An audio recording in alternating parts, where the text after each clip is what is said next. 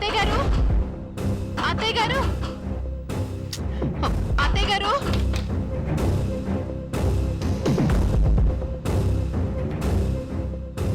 చూడండి ఎంత పని జరిగిందో చూడండి.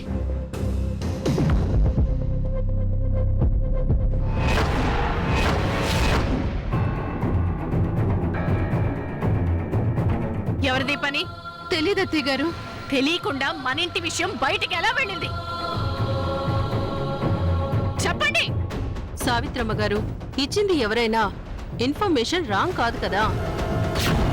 సూర్య సామాన్య ఎలాగూ పెళ్లి చేసుకోబోయే వాళ్లే కదా. అదెప్పుడు?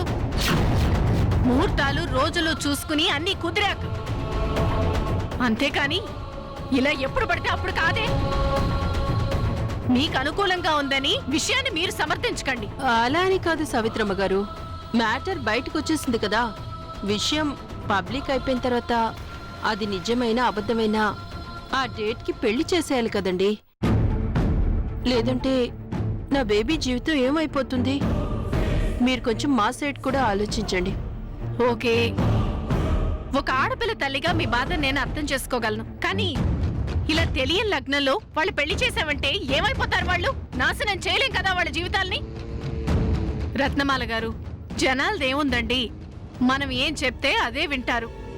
మంచి రోజు మంచి ముహూర్తం చూసుకున్న తర్వాత ఇంకొక పేపర్ స్టేట్మెంట్ ఇప్పిద్దాం. ఎందుకులేండి, ఆ డేట్లోనే చేస్తే బెటర్ ఏమో. మా స్వామీజీని అడిగాను, చాలా బాగుందని చెప్పారు. మీరింకా ఆ స్వామీజీనే లెక్క చేస్తున్నారా? నిన్న నేనంత చెప్పిన తర్వాత కూడా మీరు నా మాటను ఏమాత్రం లెక్క చేయలేదన్నమాట. అసలు ఇంతకీ ఎవరండి ఆ స్వామీజీ? వారు ఎక్కడుంటారో కొంచెం చెప్తారా? కోపం తెచ్చుకోకండి సావిత్రమ్మ గారు, మీ మాటల్ని పక్కన పెట్టడం నా ఉద్దేశం కాదు. అలవాట్లో పొరపాటుగా మా స్వామీజీకి ఫోన్ చేశాను, అంతే. పోనీ మీ స్వామీజీ ఉన్నారు కదా, ఆయనకే ఫోన్ చేసి ఈ డేట్ చెప్పి వాళ్ళిద్దరి జాతకాలు ఎలా ఉన్నాయో మీరే అడగండి. అడిగితే మీకు డౌట్ క్లియర్ అయిపోతుంది కదా. సరే, కానీ రత్నమాల గారు, ఏమైనా సరే ఆయన చెప్పిందే మేము వింటాం. పద్మ, స్వామీజీ గారికి ఫోన్ కలిపివ్వు. అలాగే నానమ్మా.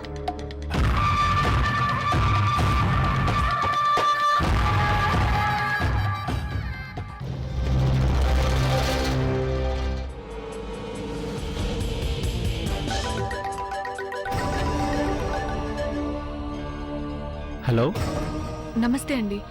వజ్రపాటి వారి ఇంటి నుంచి మాట్లాడుతున్నాను. స్వామీజీ ఉన్నారండి? ఉన్నారండి. మా నాన్నమ్మ మాట్లాడాలన్నారు, కొంచెం ఫోన్ ఆయనకిస్తారా? ఇస్తానండి.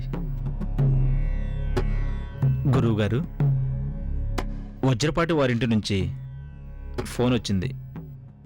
మీతో ఏదో ముఖ్యమైన విషయం మాట్లాడారంట.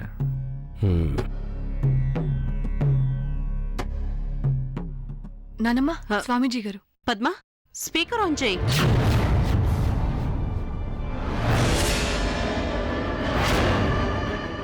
అంటే ఒకేసారి అందరం వినేయచ్చు కదండి.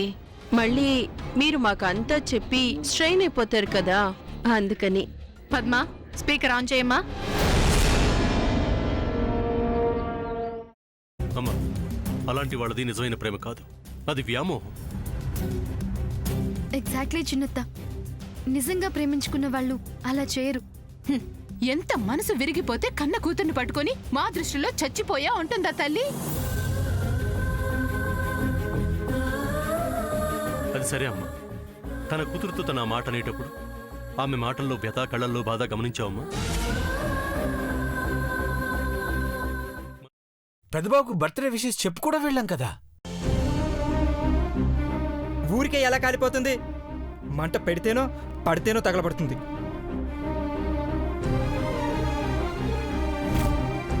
కరెక్ట్ చిన్నబాబు, నీకొచ్చినట్టే నాకు డౌట్ వచ్చింది. పార్వతే షర్టును తగలబెట్టిందనుకుంటా.